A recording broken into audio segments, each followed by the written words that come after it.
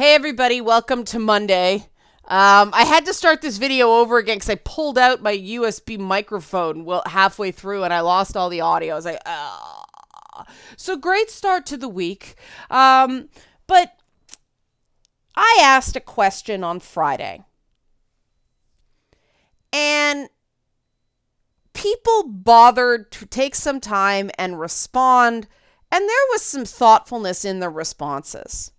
And so I wanted to reward that by continuing the conversation. Obviously, I don't do this every Monday, but when it's warranted, I do, And on Friday, I asked the question, why do some people just feel the need for everything that's in their head to come out of their mouth? Right? Like, what is with this freaking out about censorship thing? I do not get it. And a lot of people gave some very thoughtful answers, and I sort of sat with it and tried to see if I could find a through line through it. So that's what I'm going to do. First, one person did comment that they went and looked into the whole Days Gone keylogging thing. According to this person, they think it was sort of overblown, that the IGN article was based on one Steam review. They looked into it. The privacy policy is boilerplate. They don't see anything in it that, it's aggressive. It's aggressive, but still within the range of normal, and that the data collected is anonymized. So they're not snooping on your computer, right? It's hate to break it to you, all games, all AAA games do this. One of the most depressing interviews I ever did was with Valve when Left 4 Dead 2 was coming out. And everything was analytics. Every answer to every question was either a focus group or, in play, with this many people died here and this many people died here and people spent this much. There's no creativity there. Like, an AI can design your game if everything's being done with user data, right? So video games on the whole collect a lot of information about your play experience when you're playing that way. It is spooky to think about. It is fairly standard. So I'm just passing that on because this is how reporting works, right? Like, this is how actual reporting works. You get a story. The story evolves. You continue reporting on the story, knowing that, breaking news in the early days tends to at least be somewhat wrong. And so you continue to report on it so people get the best information you have at the time, and it gives you an opportunity to make corrections as you go. Problem with internet news is that unlike, you few thousand people who watch at least every Monday, you may not watch Wellness Wednesday, but you do watch the topical stuff. I'm able to do these follow-ups. It's a format that allows me to actually report properly, right? If somebody's just clickbaiting, and that's how Kotaku or Polygon or IGN get traffic, that doesn't work as well. And it's affecting the quality of reporting. That, and I think a lot of the time they just don't like admitting they're wrong, which is not the job. If somebody reports you something and you report they said it and they lied, well, that's not on you, right? That's the whole purpose of ongoing reporting. If somebody says something on the record and then it turns out that something wasn't true, well, they just got caught in a lie, right? That's not the fault of the reporter for accurately reporting what the person said. That's how ongoing journalism works. And we're so far from that in games. And there's nothing I can do about that. What I can do is continue the discussion about this people feeling unheard, people feeling trapped. Comments, some of the comments broke my heart. Like they said, compassion without truth is an empty platitude. And the way the person wrote it, it's like, I don't fake compassion. That's such a dumb idea to me. And I get the generality. It's just, the fact that they see evolving language, you're not using the R word, for instance, that's somehow an example of compassion without truth.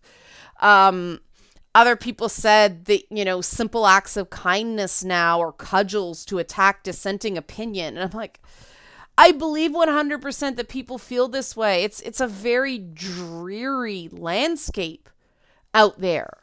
And this is why I thought this needed response, because, hey, at the very least, the starting point is for me to read these comments and continue this dialogue, because people don't feel heard. And at least, if I read somebody's comment, they feel a little bit heard for a change, right? I don't know why more people don't do this stuff. But there's this, unheard, trapped, frustration.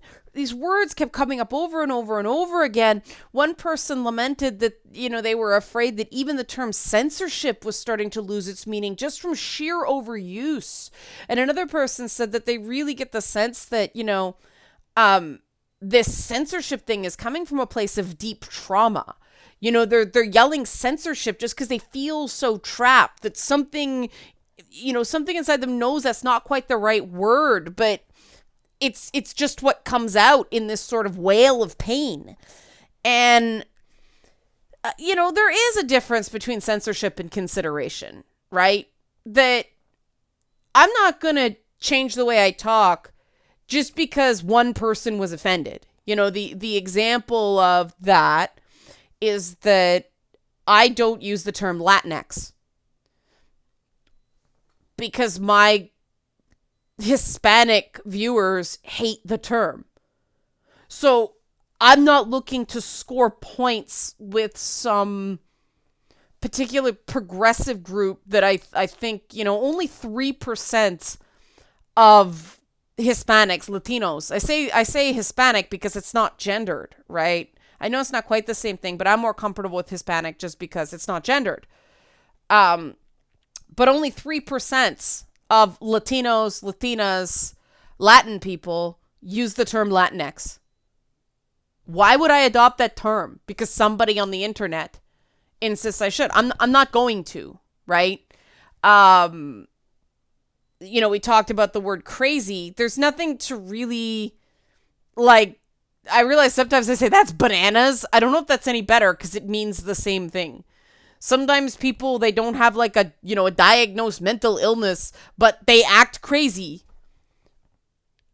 I don't think that's a problem to say, I don't think being mentally ill is anything to be ashamed about. I think we should be more compassionate and let people go crazy sometimes. It's very important for your long-term well-being to be able to be not okay and have that be okay, right? And I think that's part of the problem with all these words you can't say anymore, is it's too much cognitive load, right? If people are constantly running through what words are now on some red flag list, they're burning all that energy just trying not to say the wrong thing.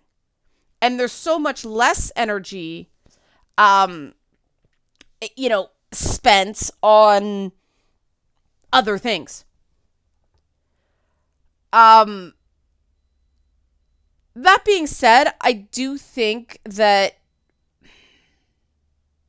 when someone tells me that there's a very important reason that a particular word really bothers them, I am going to listen to that.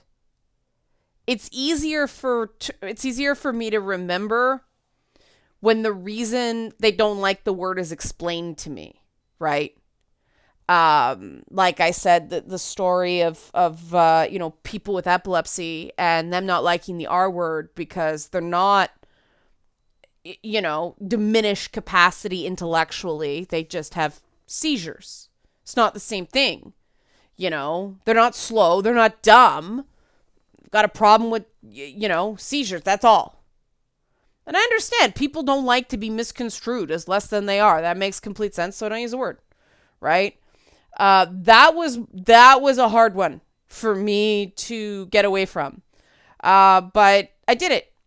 To me, it was worth it. I'm glad I did. Saying that's bananas instead of that's crazy makes people feel better. I'll try to watch it. But you notice I'm less persuaded on that one. That's how it works. That's how compassion works, right? Because I expect people to understand that I do not use the word crazy with the punch some people do. I do not hold mental illness against people the way some people do. I am not going to change everything about the way I speak for other people's comfort. That's just not me, right? This seems like a rational line. And, when you're an entertainer, when you do anything like this for people's consumption, you decide very early on who you're going to alienate because you don't want them watching your content. I'm great at that. But yeah, some of the stuff I do is just to make it abundantly clear very early on. Like if you're one of those straight up SJW morality police, no, you're not going to enjoy my content. You're not. So just move on. Let's not waste anyone's time here, right? I don't know why more people don't do that. I don't know why more communities don't do that. I really think part of it is that too many communities early on skipped out on moderation, and so their forums and comment sections became mob rule. And then you got these people in there that just sort of took over. And now we have an industry where companies are recommending a homebrew block list that, people get on it because they follow the wrong people. And I can think of people I follow because I want to see what they're going to say because I disagree with everything they say. And I want to keep tabs on what they're saying so that, that's what that faction's saying. All right. Totally disagree with them. I don't like them. It's research, right? No, bunch of people have block lists that are doing the thinking for them. So I think about how frustrating that is. And I get why people feel very repressed. People feel very pent up. But I think there's something deeper to it than that I saw through the comments. It's not just, you can't say this, you can't say that, because you know what? There's been a level of that throughout all of human history. I think it goes deeper. I think it's that white men, are still the predominant, they're still the largest demographic in AAA gaming. There are more white male gamers than anybody else, even though black people are more likely to be gamers. They're more likely to play video games. There are just fewer black people playing video games than white people, if that made any sense. Greater percentage of black people play video games, have positive opinion of video games. There are just more white people out there, right? Obviously this is North American. In Asia and Japan, like Asia, China, Japan, Korea, places like that. Obviously there are much more Asian gamers because it's Asia, right? But, and see, that's the sort of nuance I can't do in a tweet. And so people yell at me, but anyway, they have gotten the message that what they are is inherently bad. And that seems to be the issue at the core of everything. I think that people would have less issue watching their mouth if they didn't feel like they were just being cast as the bad thing, right? I can't prove that. That's a hypothesis I'm working on. It seems to make sense to me. And I can understand that. Like, I just went through a couple weeks with the stuff happening in the Middle East that it's like, yep, there are plenty of people out there who are just going to immediately dismiss my point of view on things and be hostile because I am Jewish. There's nothing I can do about that. My opinion is just worth less in this whole debate because they just assume that I am more biased about something than they are by nature of my religion. Is that discriminatory? Hell yeah. Does it make a ton of assumptions? Yeah. But I did feel stepped on. I did feel stomped on. So, I get it. I know what that's like. That's something we can do something about, right? I get that a lot of the developer interviews, a lot of the big news comes through Kotaku, Polygon, IGN, because that's where the game developers go, right? But we don't have to read them. So, honestly, if you're feeling like the gaming industry is telling you you're bad, no good, don't consume those sources, Well, how do I get my gaming news? Twitter.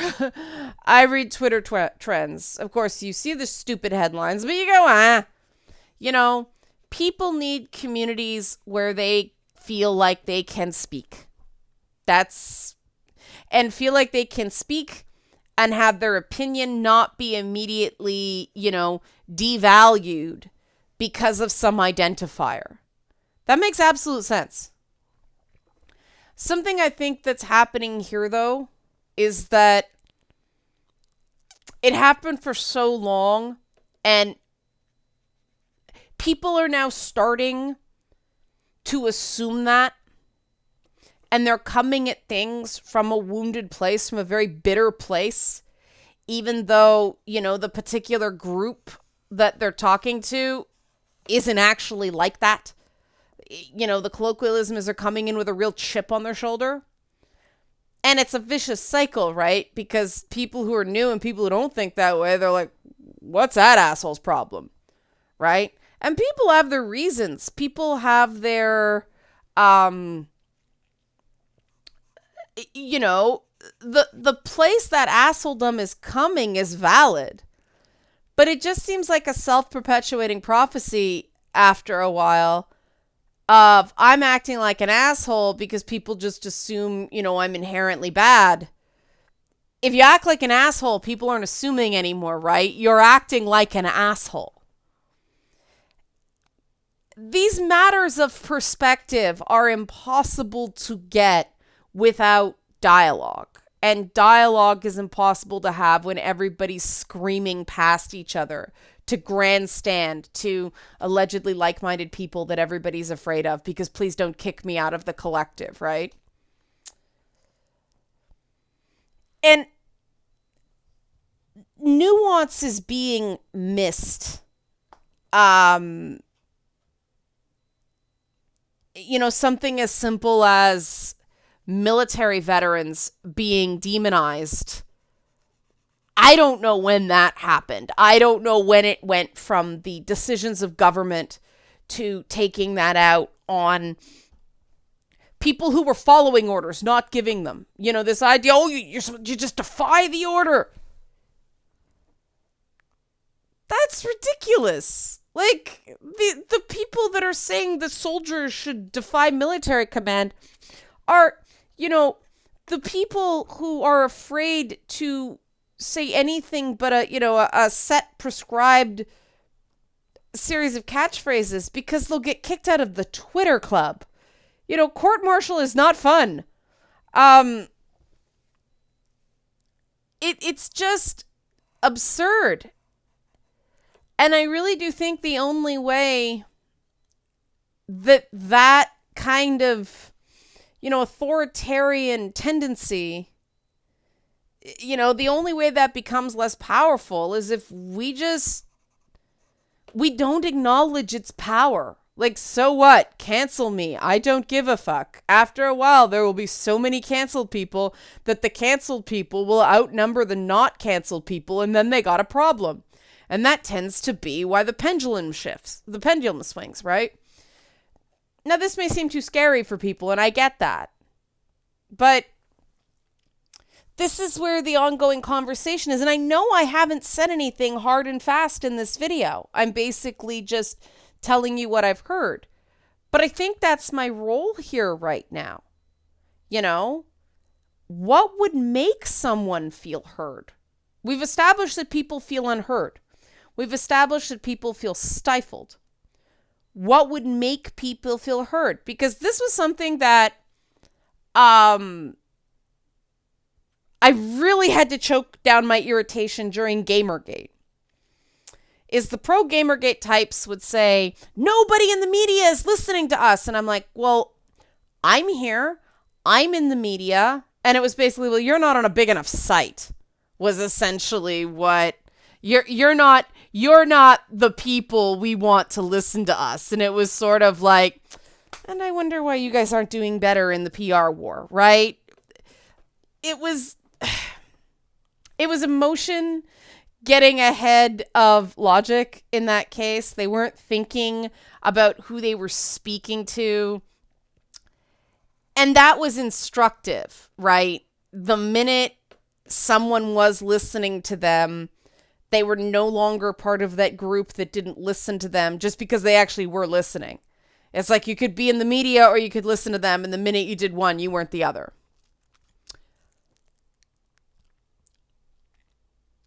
That was a real mistake on the part of those people back then. But I learned from that. I remembered that. Like, sometimes things happen that are so illogical, you know, so tactically disastrous, and yet so utterly human that they stay with you.